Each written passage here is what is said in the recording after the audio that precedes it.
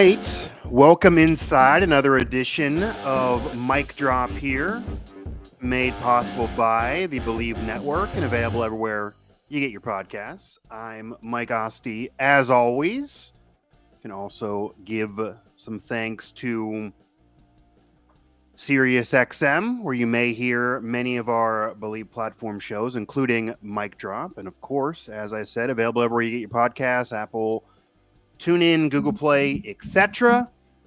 On this edition of the show, we're going to have some fun. We're going to have some fun talking some sports, talking an area in Pittsburgh, in a region that my guest and I are both from, and he still holds near and dear to his heart, despite having moved away to maybe bigger and better things, you could say. Kind of took that journey that many have taken before from Pittsburgh to Los Angeles. We are going to be talking with Dave Dameshek, who right now is host of the -3 podcast and is a longtime television writer with credits of The Man Show, Crank Yankers, and several others to his name. I won't make him feel too old because when he was embarking on his professional career writing those shows, I was a kid watching them. So I was growing up watching some of those shows, which will date both of us. Also a former radio host with Fox Sports Radio. We're going to talk Tomlin. We're going to talk the Steelers QB situation. We may disagree there. We're going to talk a topic that he posed on his show, and that is who has the better all-time Cup championship team, Cup final team, Penguins or Oilers. Oilers right now taking part in the Cup final, the Penguins not. But either way, which one stacks up more? I may even bring up another franchise that always gets forgotten in this that I think it actually could argue as having the best team. And then maybe we'll see where his excitement is on Paul Skenes and the new look Pirates, that there's more excitement, but they're not necessarily winning more.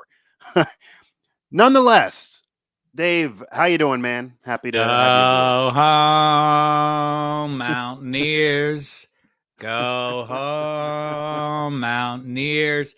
I used to chant that in Pitt Stadium when the Mountaineers would feel like they belonged on the same stage with the Golden Panthers. We'd have to send them home back to where. Depends on what area you're talking about, whether they belonged. Dude, wherever you come from, not my business. Just get out of town, would you please? What's up, dude? What's going on, man? Yeah, we do have, I'm a WVU alum, of course, cover the program, Pitt fan, Dave Dameshek. Nonetheless, though, we're not going to talk college football, though I got to have you back on probably around that time, because obviously we got a backyard brawl coming up, end of this era, and who will get bragging rights to be able to do more of that here before they. I got a lot on my plate because my alma mater, Indiana University, is on its way out to Los Angeles to play the UCLA Bruins. So I've got a lot on my college football plate this autumn. So yeah, more opportunities now with the landscape shaking up. That you're going to be able to experience them coming out there. That wouldn't have been a thing really in the past. But again, Dave Dameshek, longtime TV writer, co-host right now of the -3 podcast. That's a fun show. You definitely got to tune in and subscribe to them. I do want to start you off with a topic that right now has become news and is the perpetual, I feel, annoying debate that will always plague Steeler fans. They'll never stop with, even though it's pretty much solidified that Tomlin's going to stay on until he wants to leave his tenure as Steelers head coach. But they give him a 3-year extension after last year. We talked about it all season long because that extra year, et cetera, was dangling out there. He's going to now clearly retire as Steelers head coach, no matter what they do on the field. I always knew that. It was kind of always out there. They've only had 3 head coaches in, a half century plus for the franchise under the Rooney family. You've been following this franchise a long time as a fan and keeping close tabs. What's your perception of Mike Tomlin, and why do you think it's so polarizing? Because when this news came out, there were some fans that knew he was going to be around. They know this is going to happen, but they were legitimately mad, and we're going to have arguments about whether he should be fired if they lose a game this coming season, despite now a longer deal. Well, Asti, I think that my answer may be unsatisfying because I'm going to attempt some nuance, and people don't like that. It should either be he sucks, dude, or he's the best, dude. Right. But I think the answer is closer to he's great.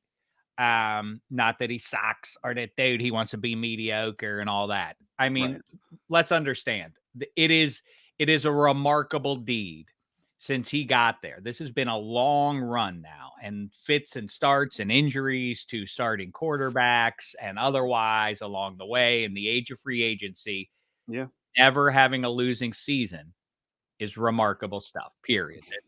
The people who want to turn their nose at that and dismiss that are weirdos. Now, it is not a small matter that they haven't won a playoff game in, 7 years now. Yeah.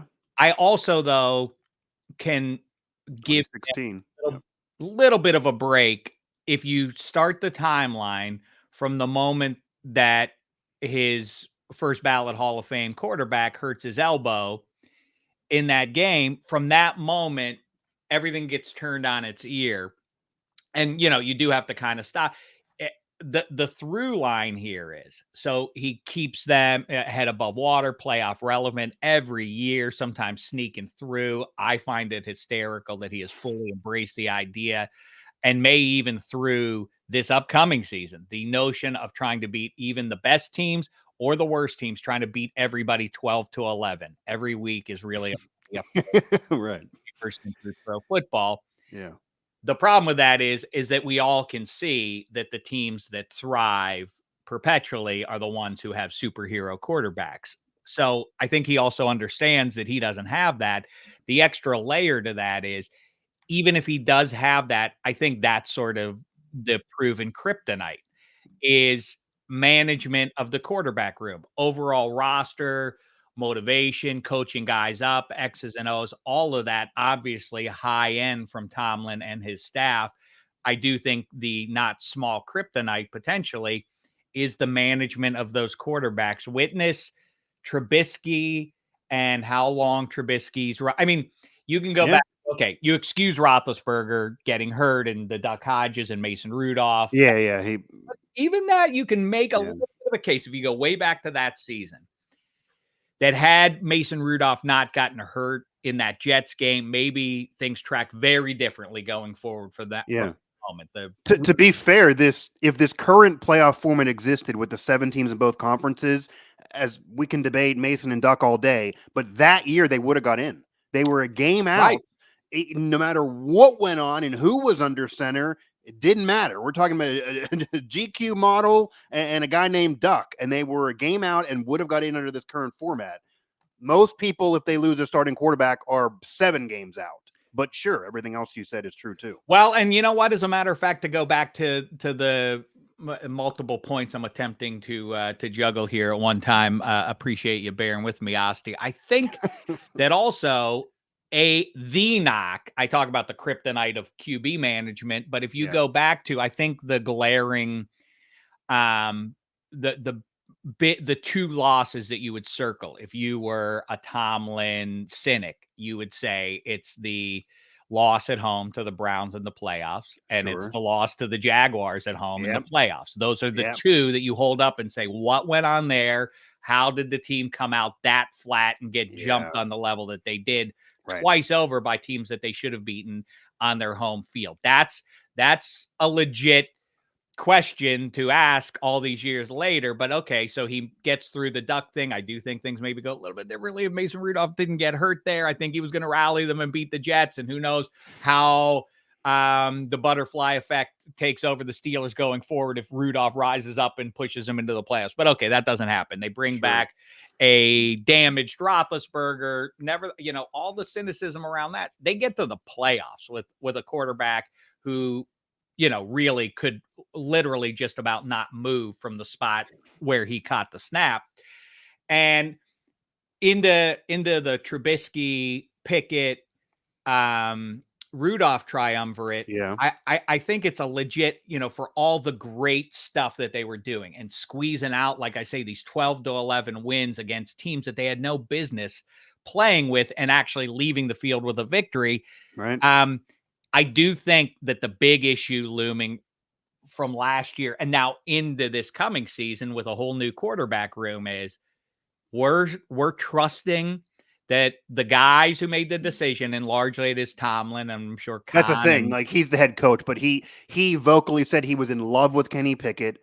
He admitted that he let Matt Canada linger. So if you're, as you said, if you're a cynic that says, well, Pickett didn't work, Matt Canada should have been fired earlier, we can't blame you for the end of Ben, but then you had other decisions that are on you. They clearly didn't work out. You're winning with 12 points, etc. It's not modern NFL.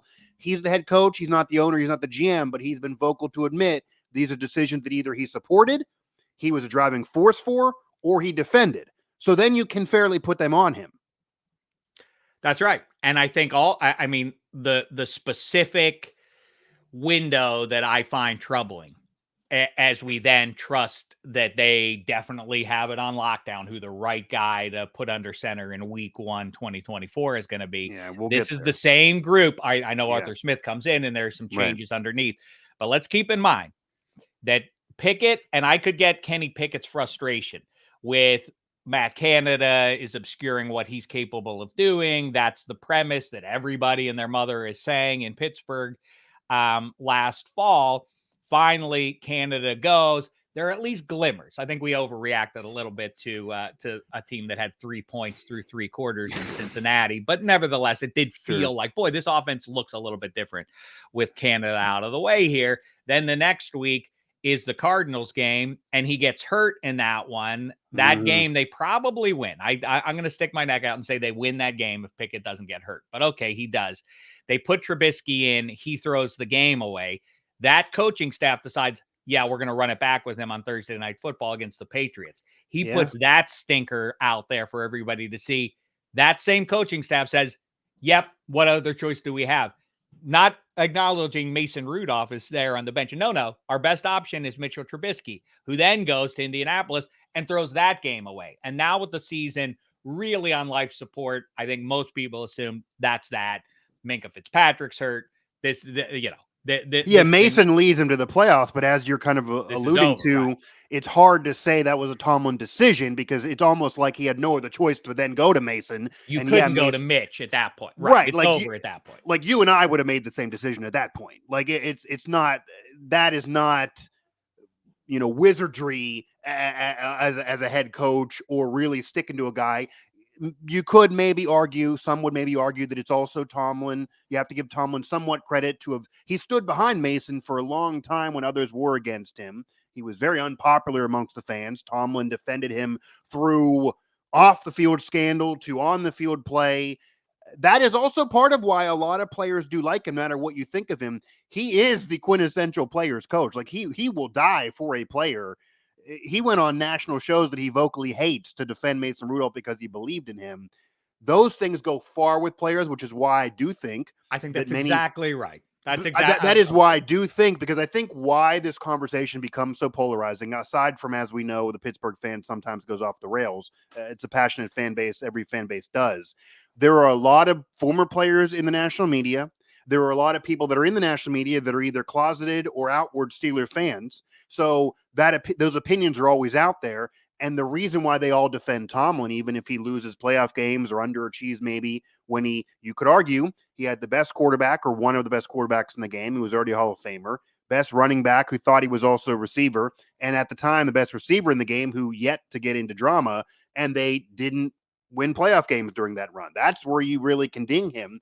To defend him from all of that. And the point is that both sides are valid. Both sides are kind of valid. Both accurate. And I also think that while I am a Tomlin supporter, I don't think it really makes a massive difference. I think it's a valid point to float out there, but I don't know that it carries the day for why you have to keep Mike Tomlin. Same thing as you hear with Pittsburgh Penguins fans saying they need to get rid of Mike Sullivan. The same standard applies here, which is that, people will, the national defenders will say, like, if Tomlin left, he would get scooped up in 30 seconds. That's what's always said, 100%. Yeah, players coach, players love also, them. Messages get stale. Peter Laviolette was out on the street and almost took the Rags to the Stanley Cup final. Yeah. There are a number. Andy Reid is the example of that. That is the example that I've even brought up before. Okay, got stale, went somewhere else, picked right back up where he left off in another NFL town and have been And it playoff worked out contenders for every both, year. though. Like Andy Reid was he already had a Hall of Fame resume despite not winning a ring. They fire him. They really ushered him out the door. They we'll celebrate you later, but we got to move on. Your voice is stale, etc. They end up winning a championship. He then ends up coaching a dynasty. They go to another one. You could argue that Eagles, Chiefs, it worked out for everybody. And that is what people will point to, that you can, quote unquote, fire or usher out the door or whatever a Hall of Fame guy, still not do it in a jerk way, have it work for you, have it work for the other franchise, celebrate him 10 years later. I'm sure Andy Reid's going to be in the Eagles Ring of Honor. I'm sure they're going to bring him back. He'll be in both the Eagles and Chiefs. It can happen, and they did it the right way, and it's worked out for both parties. But the Steelers, as I opened, have 3 head coaches of so many, of a half century plus. Tomlin had years where he missed the playoffs. They didn't fire him, even though fans wanted him fired then. Chuck Noll, after the 70s, was only in the playoffs a couple times in the 80s. There wasn't even a thought of firing him. They just don't do it. So, but beyond that, they like the it gets consistency, and it's a different era now, though, because people want the knee jerk. Because you mentioned Peter Laviolette. It's the NHL always fires coaches every year. It seems like you have you're coach of the year, and then get fired the next year. But it's creeping to the NFL. I mean, in recent memory, NFL coaches are getting fired every year. They're getting 1 year crack at it. The Steelers like to pride themselves in, we're not going to do that. We're not going to be knee jerk. We're going to look at the whole picture. We'd rather stick with a guy rather than have to learn a whole new system, etc. That's even why they kept Cannon an extra year. They were open with this to the media that we don't want to change with Pickett's coach only 1 year in. They like continuity to try to really figure it out and really give it its all. And honestly, that's why I've said if Penny Pickett did not get in his feelings, he'd still be there. They don't like I think getting I submit that Tomlin deep down brought in Russ as promised. I'm going to bring in some vet competition, show you how to do it in terms of like what happens in June in these camps and how to comport yourself and how to lead people. I think that's what Tomlin wanted to show to his young QBs. In fact, I think, Rudolph, it seems, was on his way back there until the midnight surprise of Russ's arrival, all that mess, whatever. But yeah, I think you're right. Like where the head coach is concerned, where Cam Hayward is concerned, there are guys that, that I get that it's vexing to some who want to see an immediate change and shake things up because they feel it's time to do it. But it's that consistency and approach with the Steelers that is winsome to future. Like these people say, dude, it's all about Cam's. Like everything you cite about why they got to sign Cam is all in the past, dude. But what's he going to do coming up? He's old and he's injury prone. It's like there are certain guys who establish what the Steelers culture is, and you don't let Cam Hayward walk out the door because it's an indication for all future free agents that we are not going to treat you like bad rubbish when we feel like the clock hits midnight on your prime. I know the Steelers have some history of that. Obviously, they've done it before. They have, but the message is with that sort of consistency, it is, it indicates to future guys how they're going to be treated. And that does matter. Obviously, they're human beings just like any of us are. And which 100%. Environment you'd more want to be in is the one that feels secure, where you're appreciated and all of that. I do think the Steelers, Tomlin, the Rooney family, number one, they really do care about not having the losing season. It will be on some bus someday. They're going to put it in front of that thing. They really do care about that. I think there's several tenets that annoy Steeler fans as we kind of move off Tomlin here. Everything we're saying we know about the Steelers, and this is how they operate, which is why no matter what side of the coin anybody is, we all know they weren't going to fire him.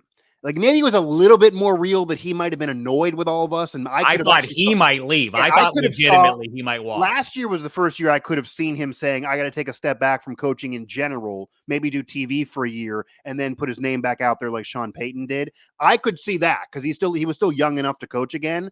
But that was the first year I could see that. But even if that occurred, even if they were sick of him, we know how the Steelers would do this if they're sick of him. They would get in the room and say, Tomlin, we'd like to move on. We're not going to fire you. What do you want to do? They talk about it. And if he's hell pressed on staying on, they would have kept him on. If he wants to maybe then move on, they would let him make the decision to keep his legacy sound. They would never actually have an article with a headline that could read, they fired him. It's just not how they do it. That's just not how they do it. However, I think there are some fans, because we're in a modern culture here. It's a social media. Every second is new news culture. What you're saying is true, but they've seen the dynasties. They've seen successful franchises. They've seen franchises that even if they don't win titles are more fun to watch and cover and absorb, do it differently than what we're saying the Steelers do. Like the Patriots, for all those years, they got rid of a guy a year early to the point that they hated the franchise later on and would run them through the mud, but they kept on winning. They eventually fired a coach or ushered him out the door despite 6 rings. We mentioned the Andy Reid thing. Andy Reid was great, a Hall of Famer there, but they moved on and said, we got to have something else. The Steelers are winning games with 12, 13 points. The Dolphins, who didn't win a ring, they're scoring almost 30. That's at least exciting football. They're entertaining to watch. These teams who eventually find the QB that can take them somewhere that allow you to have a chance, they have to suck for a year or two usually, and they dip in and get the QB. And the Steelers will never do it. They want to have the winning season, so they're not going to be 1 or 2 or 3 or 4 in the draft. You got it right, Asti. That's the issue. The heart of the issue. Like this, I talk about nuances, though it's some difficult math equation to solve. That's what it all boils down to. Yeah, the NFL keeps winning. The resentment, that's what it is. Dude, it's not good enough to be mediocre and go 9-8 or 10-7 and sneak into the playoffs. It's like that's as good as you can possibly do when you don't have in the quarterback league a high-end quarterback. That is achieving above your level when you're consistently at least chasing a playoff spot in the last week of the season. Yeah, and you don't have the man, but that's vexing to Steelers fans who are like, dude, it's not good enough to just get in. I want to be chasing the Lombardi in early February. I completely get it, but do you want them? Even if you do think, even if you're wired to like, dude, I don't care. I'll take a redshirt season on my Steelers this year. Right. If you are that guy, you're willing to watch them go 2-15. The Steelers ain't going to do that. So get that out of your head. Whether you like that or not, move on. Choose a different team. Go be a Browns fan. You almost watch them go 0-16. The Steelers are not wired to ever lay down on that level. And TJ Watt, Cam Hayward, and otherwise are never going to participate in doing that. Yeah, and that's exactly why they kept Mason in even at the end of last year, that they would rather crawl in and have no chance, because let's face it, in the recent postseasons, everybody knew they had no chance, no matter how much snow's there, where the game's played, they weren't going to win the game, than not be there. Like they would rather have the playoff appearance to get in, be part of the dance, and then of course also keep that winning season alive. The players even have had it drained into them. Cam Hayward to say he doesn't want to be the leader of the team that loses the winning season streak. Like they want that. That's all part of it now. And yeah, they're never going to have a 2-win season. Even the year they got a first-round QB that they believed in, and clearly it didn't work with Pickett. That was pick 20. He fell to them, and he was the only quarterback taken in that first round.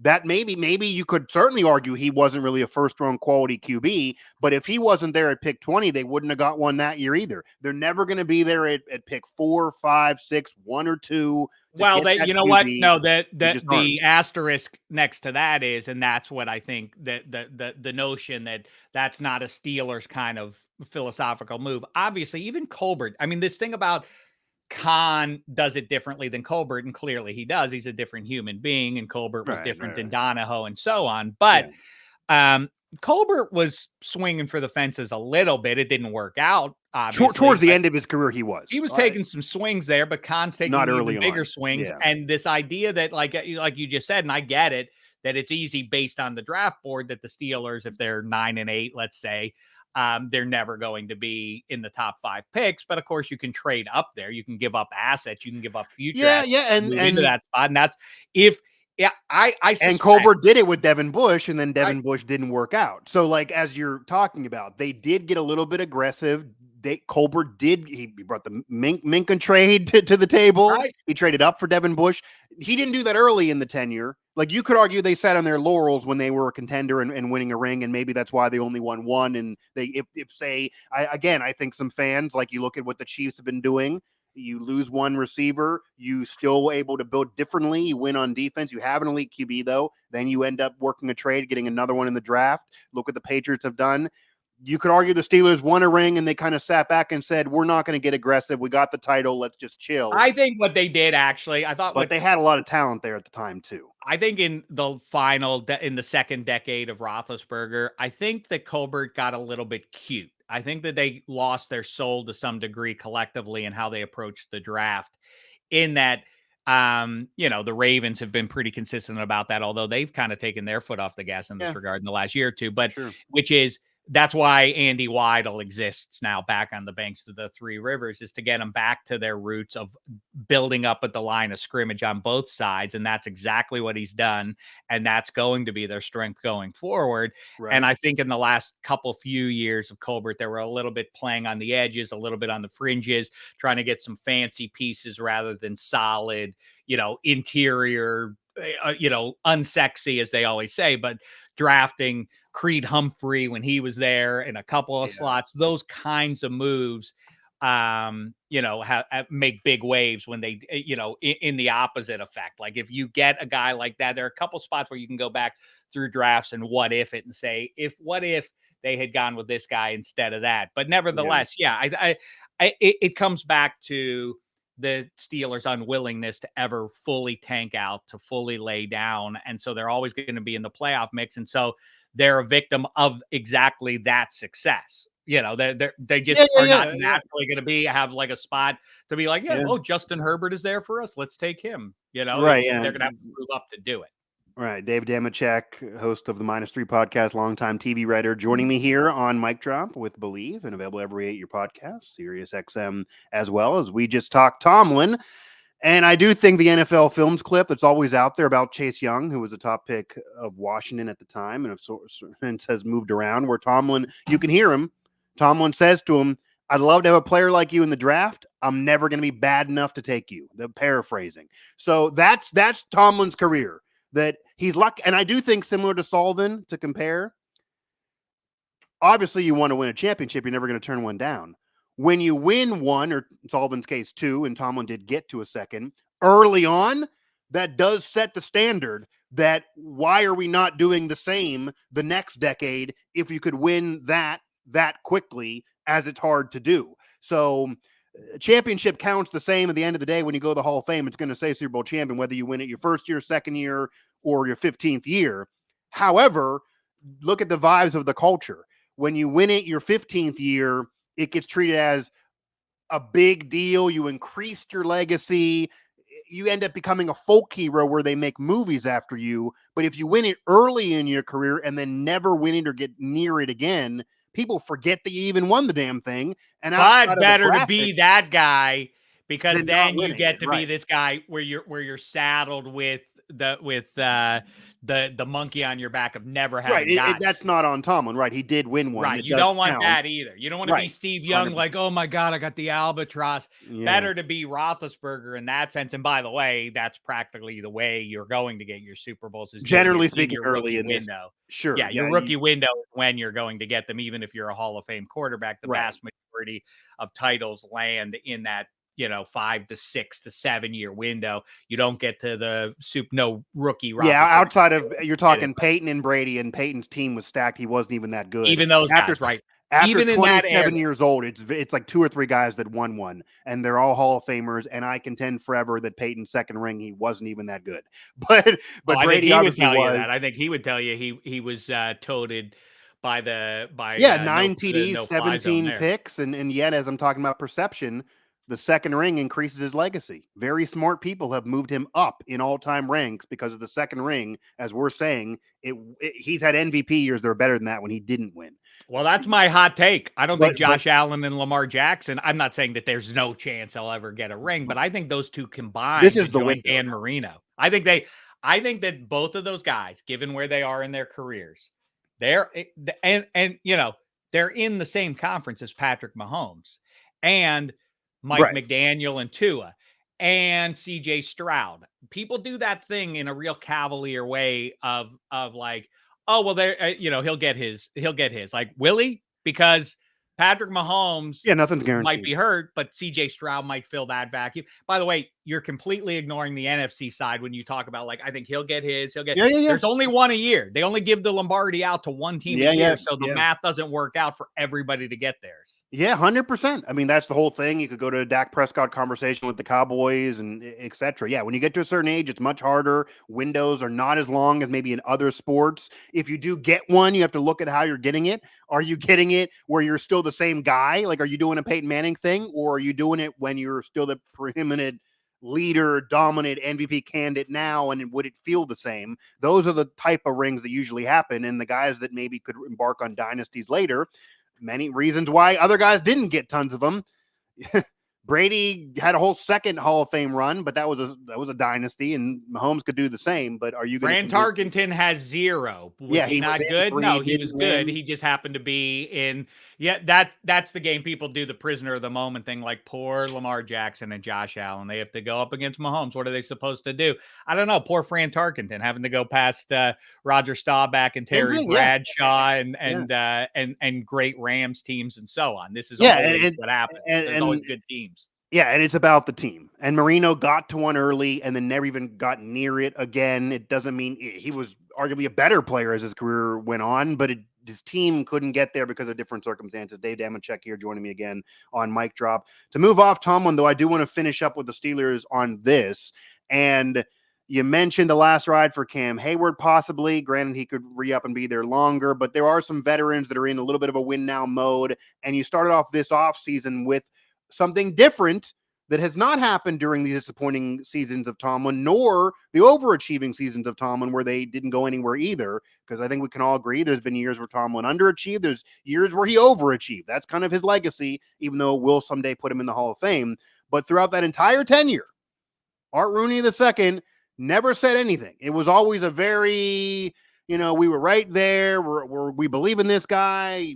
What we've been saying. We want to always be a contender. We never want to be so bad, etc. All those are always the comments. He started this offseason saying, I'm sick of losing playoff games. I know we got to win one. That is a different vibe. And once that vibe was set, they did change the QB room. And yeah, some of it they were forced into or it fell in their lap, etc. They're not even paying most of Russ's money. But point being, this offseason has been a lot more change than we're used to seeing from the Steelers in one offseason. So with all of that said, you have Russell Wilson versus Justin Fields, young versus old. I have always reported and said, from what I'm hearing, from when I'm there, just knowing, I think Russell's basically, as they're saying, in pole position, and I'd be shocked if he doesn't start week 1. Who knows how that'll finish, though? Justin Fields may certainly see time this year. How do you see the QB battle? Do you think there is one? And do you notice a different vibe in the Steelers because of what Rooney said, that he's sick of winning playoff games? That even goes to, are they going to bring in a permanent and star wide receiver? That I don't think they will, but they're in rumors for Ayuk and others every day of the week. People in the know are reporting they're looking at this man. That would be an uncharacteristic Steeler thing to do as well, because then you're going to have to look at paying him and paying George Pickens in the future, both. And one of them's gone. You're not paying both. You got Najee's contract hanging out there. It looks like they might be going all in for broke this year. That has not been the strategy, but is that the case? Those vibes all check out as far as I'm concerned with what they want to do versus whether or not that's the reality. That's another conversation, but trying to work backwards with the point you made. Yes. I think it is downright foolish if they intend to roll into an NFL season with George Pickens, volatile. Let's keep in mind, that was real close. That was right on the edge to blowing up beyond the point of being able to retrieve it if you're the Steelers with George 100%. Pickens. That was right on the edge there. Okay, they drew him back in. A great Tomlin save specifically there, and he really was dynamite down the stretch, was Pickens. Not in Buffalo, not in the playoff game, but still was he really had tons of talent there too, 100%. And you have a real solid traditional style pass catching tight end whose biggest issue, though, is health week in and week out. Those are your two viable pass catchers. Roman Wilson might be fine, but he's a rookie. That's not something that you would traditionally depend on. And by the way, that's not a big thing for Mike Tomlin. Let's lean on the rook. That's not a big thing that he's traditionally done either. Right. So that's in the way. So if they're trying to sell that, and beyond that, you have cute stories like Calvin. I don't know what's going to be with Calvin.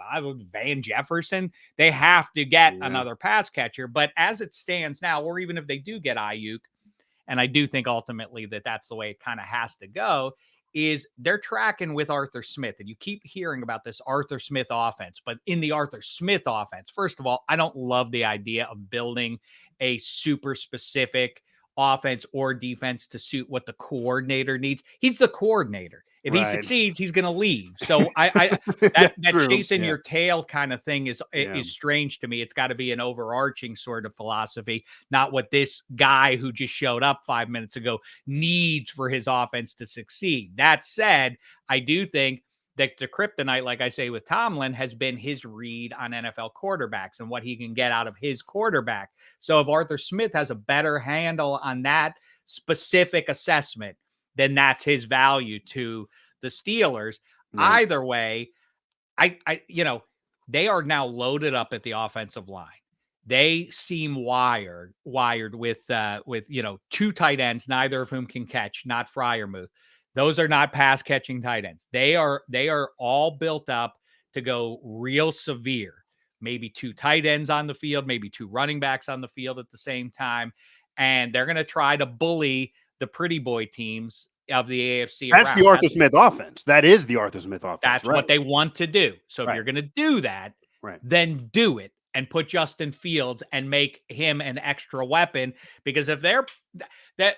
When you say make him, you mean make him the starting quarterback, or make him the starting quarterback? I don't think that's going to happen. I'm with you that it's tracking, and based on the way Tomlin has approached and vets and maybe promises. I'd be shell shocked because I think Russell Wilson would have to flat out suck. And I honestly believe that when they talked, even though obviously Denver's paying a lot of the money, they were able to get Fields for a later round pick than they thought initially. These moves that are great now are being praised. They did fall in their lap. It's not like they wouldn't have paid Russell Wilson $40 million. I get it. However, I certainly do believe that Tomlin, he gave him the pole position line, if not more than that, when they talked. Probably said, as long as you don't suck, I'll give you week one. Then you can show me. Like, I would be really surprised if he doesn't start week one. There's almost no point of him. There's almost no point of him then. He's not a guy who's going to be your coach on the field.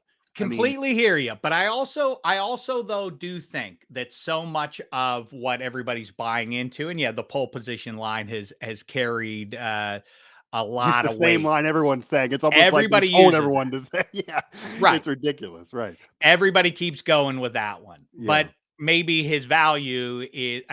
Again, I keep using comportment, professional, how to operate, and all that kind of stuff. That seems very important to this group. They keep talking about that. By the way, a lot of the publicity and Russell loves Pittsburgh, all of that is straight up Russell Wilson PR. Like that's 100%. Him doing that. That has what value that has with the X's and O's and what happens at practice and between now and September. I think has Dave. He did. I do think it has a little bit though. It has been a winsome campaign. I have a friend in Denver media, and he told me, we text all the time about this. This is what Russ does. Right. This is Russ's PR thing. This is why people in Denver thought he was corny and this is fake. This is why former players have said he's fake. This is him intentionally trying to be popular by going to all the concerts, taking pictures with everybody, talking about DeMar Hamlin, who's not even on the Steelers, even though he played at Pitt. Like, he's trying to ingratiate himself. Welcome to the team, man. Welcome to Pittsburgh. Hey, man, you just got here. What do you know? He's you know trying, where Fermantes is? I mean, like, he's trying to ingratiate himself to the fans more than the team and more than the players on the team. That is why there's a belief that he's fake, etc. So that's all Russell Wilson. Imagine the conversations too. Keep in mind how Russell Wilson comes to meet with Mike Tomlin and company. It's that we the way things broke last fall with Kenny and like what Seattle and was he gonna there's a way to operate when you're the man. And I really do think a lot of it is we need a vet to come in here and show we have a young team. That's true. I really think that it would not stun me on the level it seems it would stun a lot of you and a lot of people real close to it every day. I do allow for the possibility that the that this like Russ is everything great about Pittsburgh. Like he just got here, Yeah, I everybody, mean, and I'm not he's going that perpetuating far. all this. Do you If hear you anybody on the team saying like, well, no, obviously he's way better than Justin Fields? What I do hear from the people I yeah. talk to is Justin Fields, snap for snap, isn't showing the consistency. So if that's the issue, then obviously you can't go with Fields. But also, let's keep in mind, I know I keep playing cynic about Russ. And by the way, you will not hear me say bad about the human being Russ. He goes to children's hospitals and visits No, no, those sick no. kids, and And that's lovely stuff. I also think of what you're saying about the leadership. Even the harshest critics that believe he literally shouldn't even be in the league anymore have all said, when I've had him on shows, been on their shows, or just out there in the public, that what you're talking about, if you only want him as a leader and that's it, even if you think he's a backup now, the way he handled the Denver situation is an example of how to like to Kenny Pickett. That would have been an example to Pickett. Okay, That's right. you feel it's polarizing. You feel you're wronged. You feel you got all these college fans divided. This is how you handle it. Whereas he was told by a franchise to restructure his contract so they would be protected if he got hurt and wouldn't have to pay him. And instead of complaining about it and bitching and moaning about it, he just did he did really somber press conference. I know about it. We'll talk about in the off season. Sean won before. I respect him. I'm sure at home he doesn't respect Sean Payton. He's probably MFing him. But to the media, he wants his perception to be positive. It's all about that. This is exactly right. What they did handled himself like professionally in all of this. And I'm sure if I think Tomlin and Khan were like, I don't think Khan cared as much because Kenny Pickett wasn't his draft pick, and that does matter. They're human beings after all. That was the other guys, and I know people struggle with that.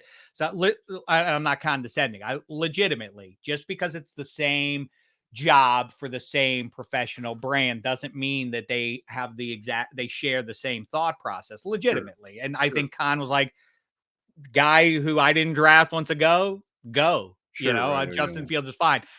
I do think that Tomlin was probably surprised. I think he was like, wait, you're leaving, Kenny? Yeah, I think what you're describing is exactly right.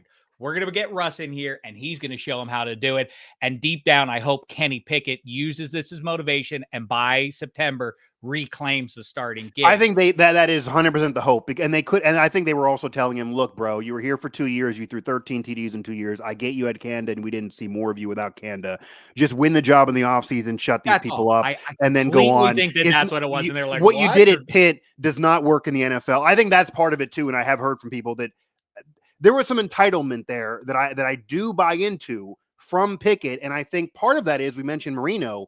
Marino's been public in saying he was mad when he was not drafted by the Steelers, but in retrospect, he's happy he was not. That was always my fear for Pickett, was that he was some sort of spiritual make good and had to carry all of that for all those, like, we should have taken Marino, but this kid will make it right for us now. It's a lot to put on him. I think he really I think he honestly underestimated that playing for Pitt, everyone who's a Pitt fan is going to love you, especially when you win the ACC. Playing for the Steelers, as you know, they're not all Pitt fans. There's West Virginia fans. There's Penn State fans there. They're not going to care what you did at Pitt. They might even not like it. And separate from that, if you win a national title at Pitt and then you throw 13 TDs in 2 years with the Steeler fans don't give a damn. So I get his frustration, though, because of the Canada and the timing of, wait, we just got rid of him. Then I got hurt. Then I had the tightrope surgery. And now I'm ready to come back. Like, wait, what? You're not. What, you think we're going to yank Mason Rudolph? Did you see him play last week? Yeah, because we're not sitting him down now. But the mistake was, who's really at fault, though? Yeah.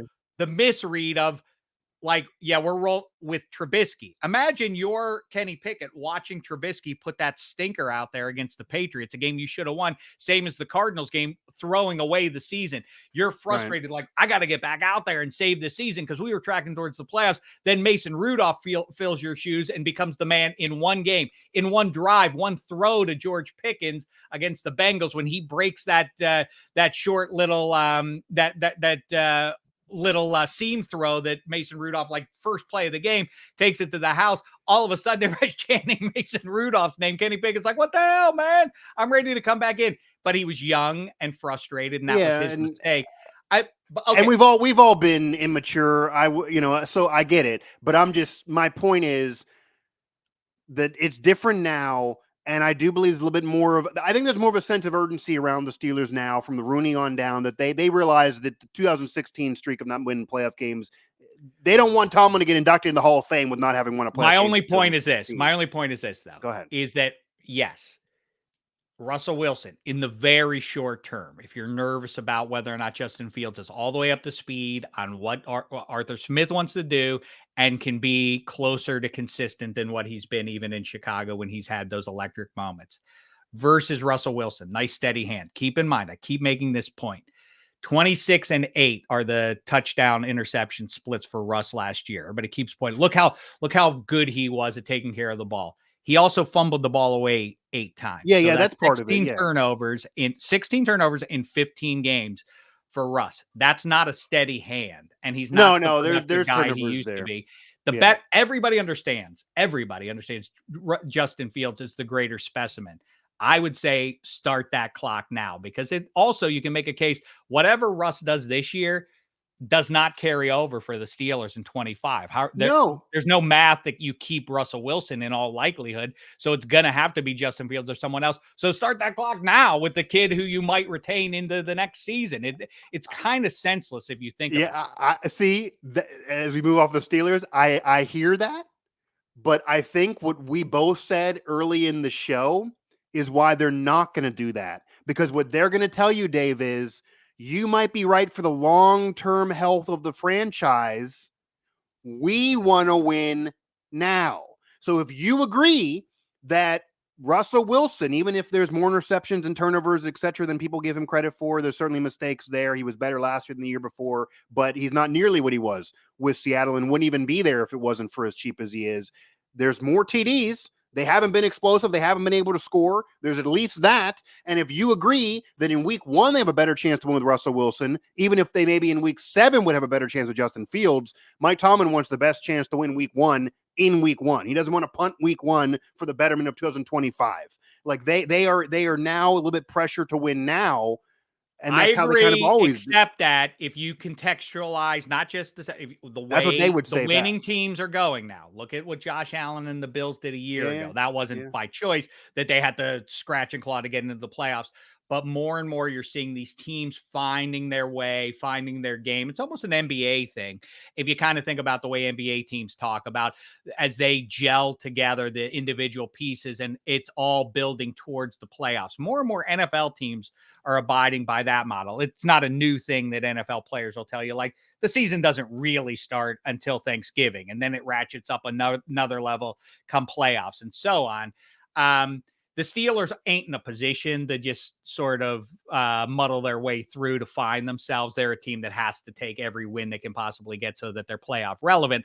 Completely hear that. But are they ultimately better with Russ scratching out games? Because it does sound like whether it's Russ or Justin Fields, they're going to hide the quarterback. They're going to try to do a 21st century version of hiding the quarterback, sort of like the Jags did with Blake Bortles. You're not going to have a guy like carrying the day. He's going to be running a lot of under center, play action kind of stuff, safe-ish throws. So why not go with Justin Fields? Because if you have to pull the plug on Russ, that means things aren't going well. And if you have to try and find another option with that back half of the schedule, like, you're going to wind up with nothing. Yeah. And the schedule won't be easy. And of course, if Russ starts, you're not going to see Fields unless they're losing games, which no fan wants them to do. I do think the odds are that Russ starts the season and Fields finishes it, and they win 9 games, lose right away in the playoffs, and don't go anywhere again. That's where the money is, probably, which is what death taxes and the Steelers have been doing. And Tomlin will be there for it in the future. And it's even possible that Fields and Wilson are both not there in 2025, because Fields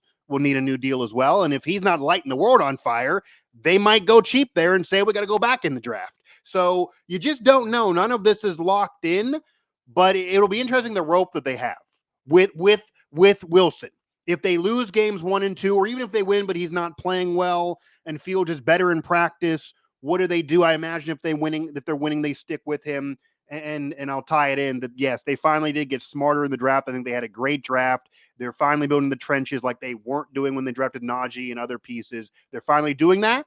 And to your chagrin, they're doing it with a Mountaineer, who I think is the one locked in to be there for the future. I think Zach Frazier is going to be great. I'm agnostic. I was cheering for Franco Harris, the Nittany Lion, and Jack Ham before I knew what. So yes, no, I get it. I just find that funny. After dude, if Jeff Hostetler were the QB and he took him to the Super Bowl, I would have cheered for that dude. Even though I remember him running the ball into the end zone down there in Morgantown against Fogerino and company back in '83. That's how it should be, Dave. That obviously that once you get to the pros, it shouldn't matter what happened in college. But unfortunately, that's not the world we're living in. What I do want to touch on before I let you go here, maybe I'll get your quick Pirate thoughts as well. But I do want to ask you about, you put up Oilers versus Penguins. Oilers in the Cup Finals. The Penguins not there, but certainly have been there tons throughout their franchise history, certainly since I've been alive.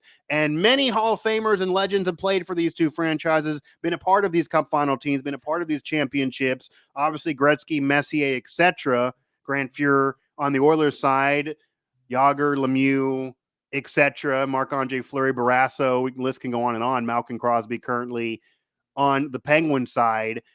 So I'll ask you, which one of these two teams, all-time Cup Final representative teams for the Oilers and Penguins, both with 5 franchise Stanley Cups, the Penguins last in 2017, the Oilers last in 1990, unless they come back and win this series, do you think is better?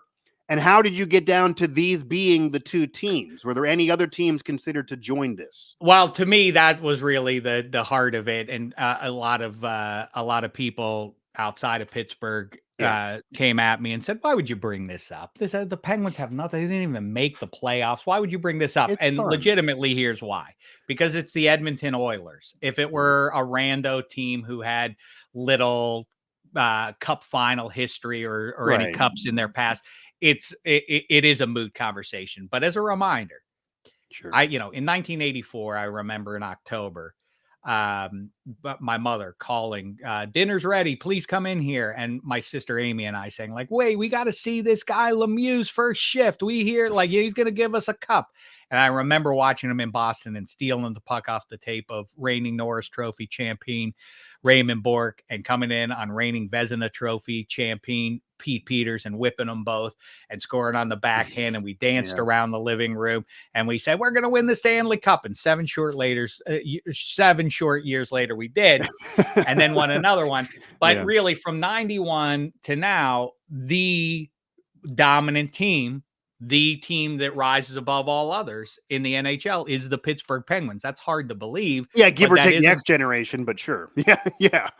Well, I mean, right. Overall, yes. Overall. And by the way, I also think that it does make sense to, much as I say, Super Bowl, a good clean starting point for NFL history is the Super Bowl era. And then there are those inflection points after that, the Mel Blount rule, free agency, and so on. Yeah, the sack that changed the game. Right.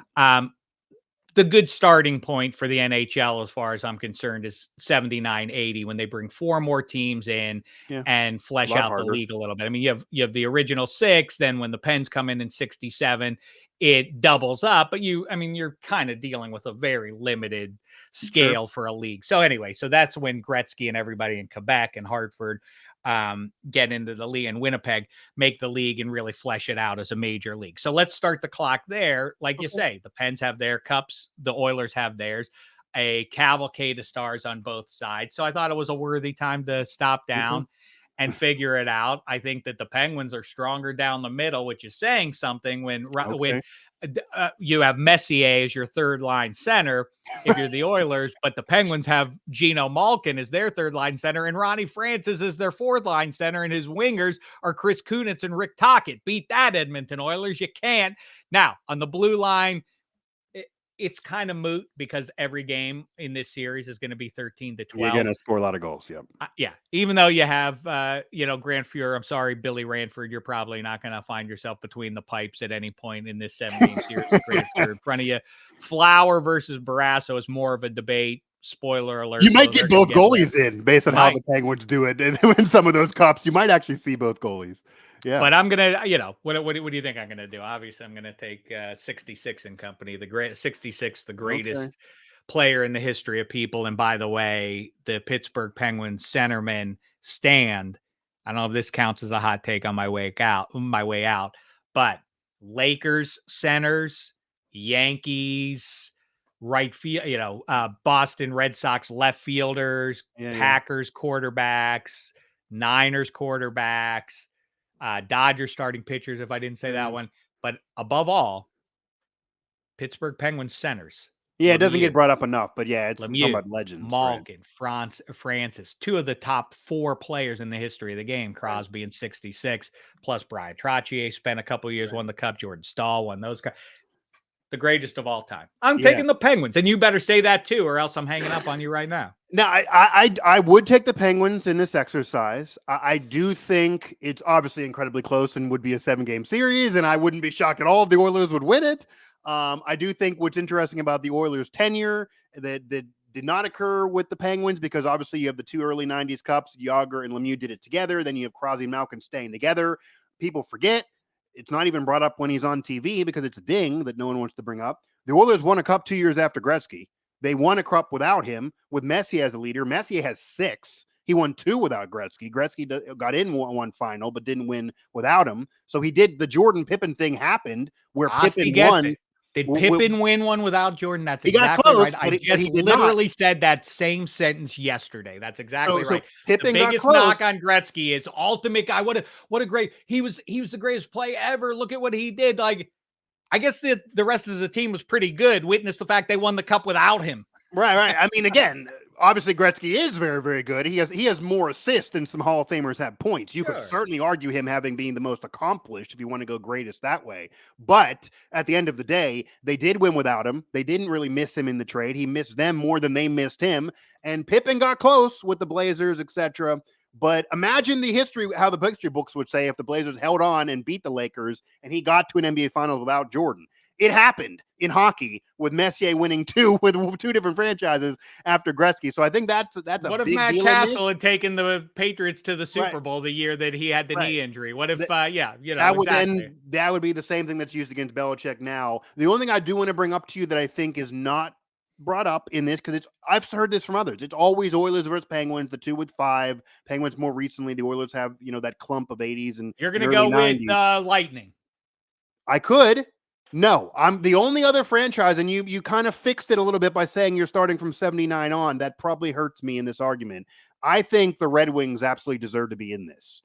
If you're talking about the history of that franchise, a lot of original 6 franchises have disappointed, but overall, they have 11 cups, and they do have 4 in modern memory. So this is not like the Maple Leafs and those that won them all back then. This isn't even like Boston that has 1 in the last 40 years. They have 4. They've been in the Cup final a few other times. They owned a decade. They had Hall of Famers galore. You're talking Yzerman, Lindstrom, Dominic Hasek played there. He could be your goalie if you don't want to go Swastek. That's a good one, because I was just thinking where you really struggle as a big drop off is if you're going with Chris Osgood between the pipes. But you could go Hasek if you're just saying had to play there. Okay, Osgood was there longer, but you could go Hasek. He won one as a starter. No, too. It wasn't just like the backup cup. So you could go Dominic Hasek. If you go him, is that a problem? Because that would be a difference maker potentially in net.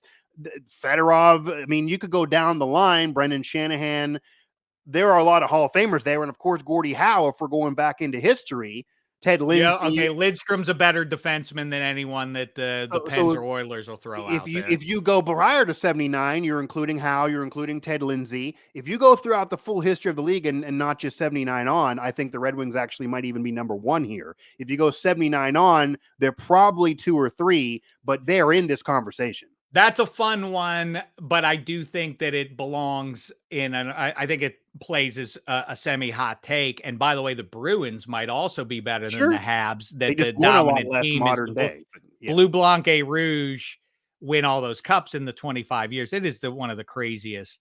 You could go Montreal too, but they only haven't done only the 93. Well, no, I think what's interesting is that the Wings probably beat the Habs all time rosters, even though the Habs were winning all those cups in the 25 years of the of the original 6. Yeah. The Red Wings have 11 cups. They were in the final, I believe, 24 times. They lost to Montreal like 10 of those times, and they had a better. Yeah, they had Howe. Howe has 4, but he lost like a Jerry West spread. Well, you know why that is, right? But One of the many fascinating things about a professional sports league that had a total of 6 teams in it, which is the best. It's just the best that was happening, and people were consumed by it. It wasn't like it was some fringy thing. People loved it. Yeah. But I think a lot of people aren't aware of this. First of all, 25 years this went on. This wasn't like, oh, that was a weird little transitional period for a couple of years. No. A quarter century this went on. And the Rangers were irrelevant. The Bruins a little less so. The Wings didn't win a ton. Toronto was good. Wonder why did the Habs win all those cups in those years? Because you had negotiating rights with people from within, I think it was a 50-mile radius of your town. So, of course, all the best players were French Canadian around Montreal. That's why they won all those cups. And that's why the Rangers never did anything, because who was playing hockey in New York City in 1959? Nobody is the answer. Yeah. You could argue it's almost a real testament and kind of amazing the Red Wings actually are certainly the second greatest original. Because they're right there by Regina, right? They're close, but like they were letting a lot of the players come to America. They are not a Canadian franchise, and they're absolutely the second greatest original 6. Yep. And you could argue they certainly had more modern day. And once that dissipated, and this is before the cap, and you could start paying, the Red Wings came to be a dynasty, and Montreal tapered off. So that's also part of it too. But I think Detroit is not in that conversation enough. If we're going all history, and you can include Hasek, that's fun. That is hard to then say that they don't get in there. They would have by far the best defenseman for me. But who are the Habs going to put between the pipes though? Patty Waugh or Ken Dryden? That's going to be and of course Montreal certainly is there too. Dave, I appreciate the time for sure. I want you to get me out of here with this. Where is your excitement level for the Paul Skenes era? You get Livy Dunn at games. Obviously, there's more national media that are caring about this and caring what the Pirates do. But they're losing a lot of games still, including last night, even to bad teams. It certainly doesn't look like they're a contender right now, even though some thought they could get there. They have a young rotation separate from just Skenes. Does this make you happy about the future? Are you really excited when you see them on ESPN and you see the highlights and they're talking about Skenes and Livy Dunn? Or are you sitting there saying, but they're not really that good? Oh, no. My default setting in life has always been glass half full, but the last 5 years or 10 years have somehow turned me into the pie-eyed Pittsburgh sports optimist compared to the vast majority of the population. I think this is great times. The window is open for 5 years. I don't want them to do anything drastic that will disrupt that. And first of all, the rationalization that I have come up with is, the Nuttings own the team, and you can't support them so long as the Nuttings are involved. I refer you to the Cinema Classic Major League. The ownership in that movie hated the team and was trying to make them lose so that they could sell them off and make more money. That's similar to what the Nuttings are trying to do, not trying to sell them off, but they're just trying to reap financial benefit from it. The players resented. They hated the owner, and they won to spite the owner. Let's treat the Buccos that way, everybody. That's all. We're supporting the players, not the ownership. Yeah. And the way they're lined up, man, with Solomato on the way and Bubba Chandler and Jared Jones and Cannon Paul Skenes and Keller in betweens, that is borderline going to be a dominant rotation. I know everybody has forecasted injuries. It does seem like young pitchers that it does take down about half the available guy. I don't won't sign into a second deal. All of that's already been said that they're only going to be there for a while. It'll be the Garrett Cole thing again. You get a 5-year window, and do they need to be? Do they need to do like the Yankees of the late '90s? No. If they can have one magical run that claims a World Series, I know that's asking a great deal, but if they can do that just once in these next 5 seasons, and they're really going to be wired to do it, here comes Termarr Johnson. Let's hope Henry Davis can find his stroke. Look at the O'Neill Cruz, Brian Reynolds. They are going to have enough offense when those guys ripen a little bit collectively. And in the meantime, the pitching staff is going to be an advantage no matter who they're up against going forward, especially by this time next year. And they're bringing up underneath Ken and Paul Skenes and company, those young arms that I mentioned, they're loaded up now, maybe in spite of themselves. Maybe there have been some bad moves there, but I, what's my optimism level? 10. I'm at a Wow. 10, Yins. Wow. I think they're still a couple years away, but everything you're saying is true. There's a reason to believe when you have a rotation like that, when you have young pitchers like that can win any given start, that if you're in the playoffs, you can start them in game 1. You can feel comfortable about game 3. You don't have to worry about tinkering the rotation because all these guys can pitch. I get it. Oddly enough, they haven't been getting enough offense when they were supposed to be fine offensively. You figure those guys will start hitting eventually. They will have a window, but as we all do know, and maybe even her being a personality and Livy Dunn and his girlfriend and with Paul Skenes and their mind being more than just baseball, which is fine for an athlete these days. It's going to be hard for Livy Dunn and Paul Skenes to say no to the Dodgers and a $200 million plus payroll that is going to offer them big money. Listen, when's that? 2038 when Owen Pickering finally arrives on the Penguins. Yeah. I mean, I can't worry about what's that far down the line. Yeah, but if you do win with you do the 2013 thing and then actually get a pennant out of it. They at least got to run with Cole. If you get that run, then be happy with that run. That run could happen. Playoffs. The only thing in the Buccos way. The only thing really in the Buccos way of any good team that's got that depth of pitching is the stupid bring in more fans playoff structure. If it were back 20 years ago, I would be bullish on the Buccos chances. And by the way, in the here and now in 2024, who do you think the Milwaukee Brewers are?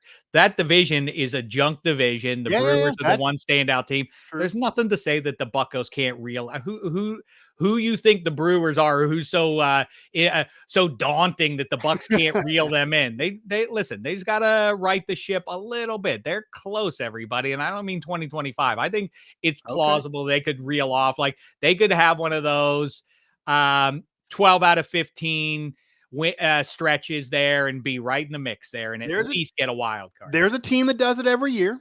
And if you're looking at either the talent now, certainly in the rotation, or even the future, in the division, just the division, you could absolutely certainly argue the Pirates have the most reason for optimism just on the roster alone in the division. They haven't been playing like it, but you'd rather have talent that's underachieving that you could figure will turn it around than to not have talent there.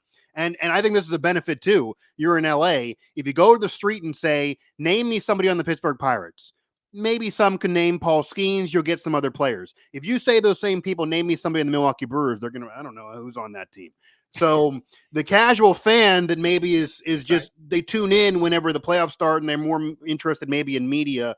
They know some Pirate players now. They didn't know them 2 years ago, outside of maybe McCutchen when he came back. Well, the great thing that's going to be, that picture of Aaron Judge standing next to Jose Altuve, and I always am fascinated by the fact that those two creatures are the same species, let alone have the same profession. It's remarkable. How cool is it going to be when O'Neal Cruz is standing next to 5'7" Termarr Johnson? 6'7" versus 5'7", and that's going to be the double play combo for the Buccos going forward. That'll be a funny image for sure. Get your poster for that one. But there's reason for optimism. I'm pumping the brakes on it happening right now. But I think Livy Dunn and all of that is definitely good for the marketability of the franchise, for other free agents coming in, for maybe even trying to convince them to stay if that ever happens, even though the money will be elsewhere. And right now there is a window. And you could certainly argue it didn't start yet because they just got here. So say the window starts in 2 years, you could have that 2020, 2013, 2015 run. And then once you get in, maybe you win a series or two, unlike that tenure. So if you get a pennant out of it or get a World Series, which I'm not predicting, but if that happens and then you suck for a few years because Skenes leaves, I don't think Pirate fans are going to be mad. You're going to be 2015 Royals model. That's the goal. You do not that. Yeah, they can always brag they won a championship in recent memory, even though we will live off of that. I can assure you. Yeah, that'll work out. Sports fans, you will bask in the glow of one World Series championship for at least 25 years if you get it. It is the standard is not with these Pirates. Like, how many can they win? If they win one and then go 40 and 122 for the next 20 years, that'll be fine by me. Yeah, one championship for the Pirates or even getting the World Series, one World Series experience for the Pirates. That's it. That'll be, obviously it's a Steelers town forever. It's a football town forever. But that'll be more than any Stanley Cups or Lombardi trophies could be after all these years since '79 and all those losing seasons in the midst there. So that'll be treated differently and the Pirate fan that has always been around for all of that will potentially be the loudest of all. Like, that'll be a different experience. Not every championship is created equal. That one will live forever. That'll be a 2006 And Cavaliers. I hate to be dark, but Dave Parker, the Cobra, is not going to live forever. So let's get him in the Hall of Fame Right. while Well, he's that's still the here whole to thing. enjoy Yeah. it. The Cobra 39 Whole nother looms thing. is perhaps the human being on the planet Earth still around who deserves to be in his sports Hall of Fame more than anyone else out there. Let's get him in here now. It's jive Yeah. that he ain't in there. Let's get him. And you can't even, if you're a voter, you can't even say that there's a controversy or a steroid cloud or any of that stuff. This is just off the numbers we're talking.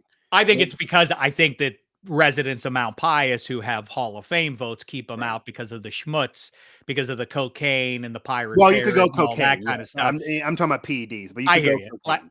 But you Right. could My go point cocaine. is, it's moot. Move on. He belongs in Yeah. the Hall of Fame. It- Get it- over yourselves. if you and yeah, I do agree, and I study things like that. You may not see the 500 home runs, you may not see single season records, you may not see 3,000, 3,500 hits, but if you look at the totality of the numbers, analytically speaking, whether you're going to WAR or even just on the traditional numbers, that black ink that people always point to on Baseball Reference, it does point to him being a Hall of Famer. That's It's right. all there. Best player in baseball for half a decade. That's enough for me. Put him in And the on Hall good already. teams with multiple franchises, and he was a personality, and I don't course. know if you can tell the story of the game in that era without him, and it's a museum, and he definitely makes Cobra. Let's sense. go. Let's go. And Let's and do it there's here. not the steroid cloud, even though there's maybe some other things. So if you're calming down on certain things, I think it definitely makes sense. I think this is the time. You've seen players get put in that maybe had similar spreads.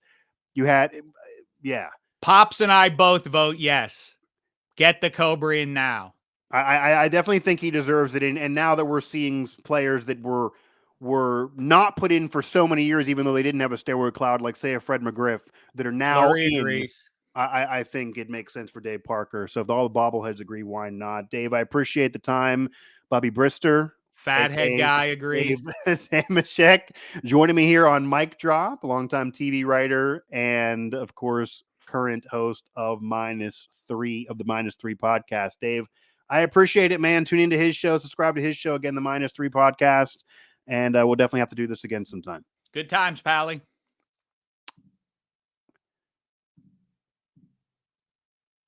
Dave Dameshek. Credits to his name include The Man Show, include working with Jimmy Kimmel, include Crank Yankers, and so I don't want to get controversial with those names and those figures for what that was then. I did grow up with those shows. It's a different era back then, and Dave was writing for those shows. Dave also now again is a co-host for the Minus Three podcast, so he's kind of been involved in sports media where I am, and also outside of that on the entertainment side as a TV writer, also a former host with Fox Sports Radio, was able to go through the Pittsburgh circuit there, talk about some current news topics, some polarizing topics, and of course, end on where he is with the Pirates and his excitement there. He's a Pittsburgh sports fan in the midst of all of that. And he's more optimistic than I think a lot of you, a lot of us, a lot of others. But it's nice to see that because there's a reason for it now that maybe wasn't there in the past. We also, of course, talked about, for anyone who wants to rewind, Tomlin, the QB situation, the Steelers, the perception, what Art Rooney II said to start this offseason, how it was different from before, and then compared the Penguins to Oilers, all-time Cup teams. And I brought up the Red Wings, who I think Dave admitted maybe should be in that conversation. Maybe should be in that conversation all-time in terms of Cup teams. 100%. Again, you should subscribe to this episode everywhere you get your podcasts, Apple, Google Play, TuneIn, etc. You can also find Mike Drop available on the Believe Network, and you can also find me on social media at Mike Asti 11, everywhere on social, X, Threads, etc. You can also find a lot of our Believe shows throughout the SiriusXM family of networks and on SiriusXM as well. So again, that'll do it for this edition of Mike Drop here, made possible by Believe. Thanks again to Dave Dameshek for joining me on this show. Hit up our subscribe button, listen to this program, download it, comment on it, let us know what you think. Let us know what you thought of what Dave had to say, what I had to say, who's right, who's wrong, who's an idiot, why. You know more than us, even though you probably don't. And we'll catch you again for another episode of Mike Drop on Believe.